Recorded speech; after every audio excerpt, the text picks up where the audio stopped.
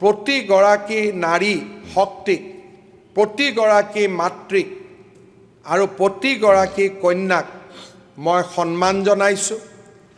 আৰু যিসকলে যি কাৰণতেই নহওক কিয় স্বাধীনতাৰ ইমান বছৰ UCC নথকা বাবে অত্যন্ত দুখৰ জীৱন, বেদনাৰে ভৰা জীৱন পাৰ কৰিলে, তেওঁলোকৰ দুখত আজি আমি সমভাগী হৈছোঁ। এগৰাকী নাৰীৰ যেতিয়া জীৱন্ত সত্তা নোহোৱা হৈ যায়, সমাজৰ অফুৰন্ত ক্ষতি হয়। এগৰাকী স্বামীয়ে যেতিয়া দ্বিতীয়গৰাকীক বিবাহ কৰায়, প্ৰথমগৰাকী মাতৃয়ে ঘৰৰ পৰা ওলোৱাই বাদ দি দিয়ে।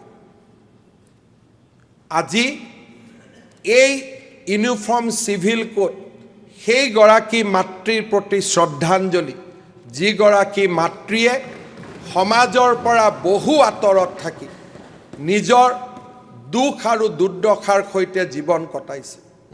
যিসকল ছোৱালীক 21-22 বছৰতে 3-4টা সন্তানৰ মাতৃত্ব ল'বলৈ বাধ্য কৰোৱা হয়, সেইসকল মোৰ ছোৱালী, মোৰ ভগ্নীৰ প্ৰতি এই UCC এক শ্ৰদ্ধাঞ্জলি। মাত্ৰ 3টা শব্দই তালাক তালাক তালাক, মাত্ৰ 3টা শব্দই যাৰ জীৱনলৈ অন্ধকাৰৰ অমাৱস্যা নমাই আনে, সেই মাতৃশক্তিৰ প্ৰতি UCC আমাৰ শ্ৰদ্ধাঞ্জলি।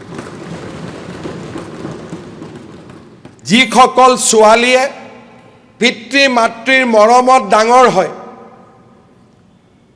মাত্ৰ ছোৱালী হোৱাৰ বাবে দেউতাকৰ সম্পত্তিৰ অকণমানো অধিকাৰ নাপায়, তেনেসকল মোৰ জীয়ৰী, ছোৱালী, ভাগিনীৰ প্ৰতি এই UCC এক শ্ৰদ্ধাঞ্জলি।